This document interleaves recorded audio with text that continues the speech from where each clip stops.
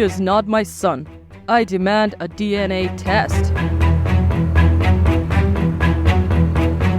That boy is a retard. Can't you see? My husband asked me to take our son to the hospital to run some tests because he was showing some behavioral issues. Honey, what did the doctor say? Darling, our baby might be autistic. Autistic? Is that a disease? Oh, no. It just means our baby's brain works differently. I was shocked by Desmond's next reaction. What? A retard? How can you speak about our son in that manner? He is not our son. You and I don't have autistic people in our family. Desmond, don't say that. Please. I want a DNA test. That will prove to you that he isn't ours. Obviously, it was very difficult to convince him, so I booked a DNA test. When the result came out, it was what I expected it to be.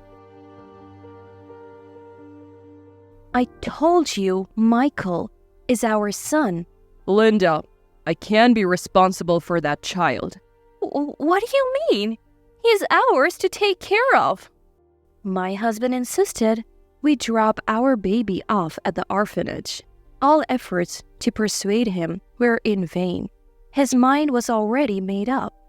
You either choose me or your retarded son. He left for his mother's house and gave me 2 weeks to make up my mind. A week later, I called his mom to convince him to come home. Mama, I don't mean to drag you into this mess, but can you please speak to Desmond to come home? He didn't tell you. I kicked him out the day he came. I asked him to go and take care of his wife and child. She had always been good to me, but I never thought she would support me over Desmond. I apologize for not calling earlier. I was ashamed of my son's behavior.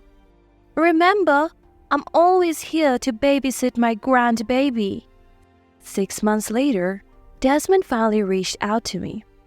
It's obvious you haven't made up your mind. Stop sending me silly messages asking me to come back. Can you please come for Michael's birthday on Saturday? I promise I won't nag you at the event. He yelled over the phone, calling my child and I retards. Well, I only called to tell you that I want a divorce. My husband kept to his words that day. In 4 months, our divorce was finalized.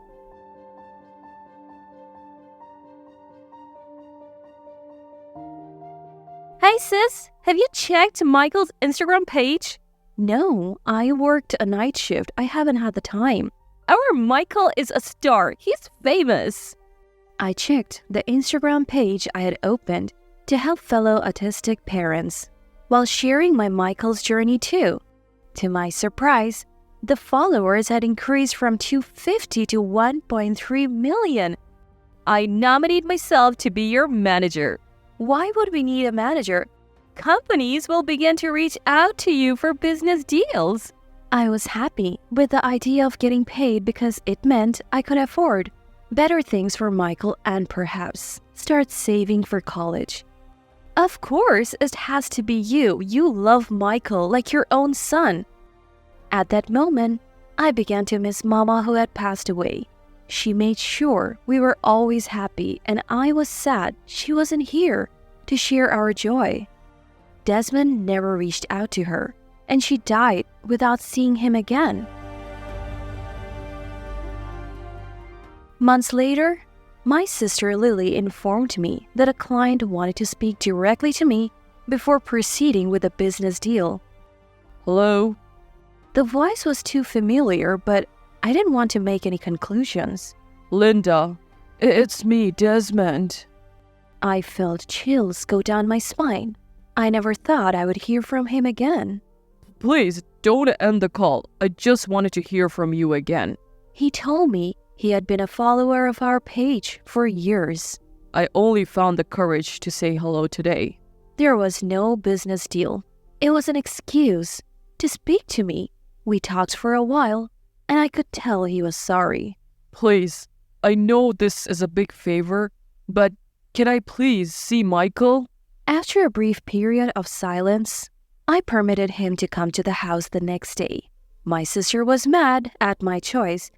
Do you have any respect for yourself? He wants to see his son. Michael deserves a father. Or maybe you want your husband. I ignored her opinion and went ahead to see Desmond the next day. A week after our meeting, he asked to be in our lives again. I accepted because I thought he deserved a second chance.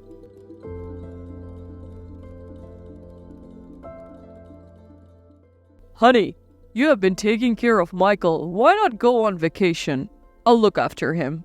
I was happy with his attempt to get closer to Michael. But 3 days into my vacation, I got an alarming call. Linda, there is trouble. Promise, I wasn't trying to hurt him. Apparently, he was trying to create some online content with Michael. What content? But we don't have anything planned. Desmond tried to make him memorize a chapter of a book to impress our audience. I only hit him a little because he wasn't responding. Why would you hit him? For something that's difficult for him to do? Put my son on video call now. He isn't here. Your sister visited and noticed the bruises on his face and body. Desmond beat him up because Michael wasn't getting the memorization right. Please, so stop your sister. I think she's going to police. I couldn't believe the rubbish he was spewing from his mouth. I'll make sure you pay for this, Desmond. How dare you hurt my son? His next words were more shocking. Please, if you help me with some money, I'll never bother you and your son again. He told some dangerous men he had gambled with were after him.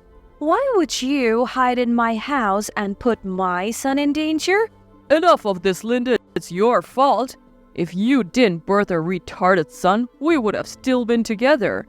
And I wouldn't have gotten into this gambling mess. While we were still talking, I heard the police coming to our house. They arrested him and he was eventually charged for assault. He's currently serving a prison sentence. I'm glad I finally let him go, but it hurts that I learned a lesson at my son's expense.